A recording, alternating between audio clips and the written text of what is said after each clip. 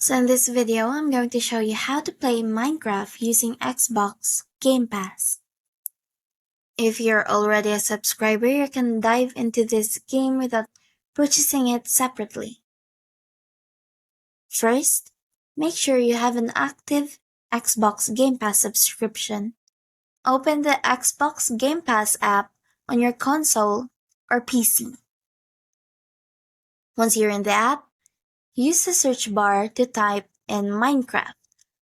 You should see it listed among the available games.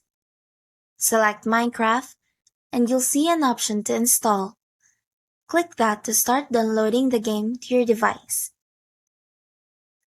Once it's installed, you can launch the game directly from the Game Pass app or from your console's library.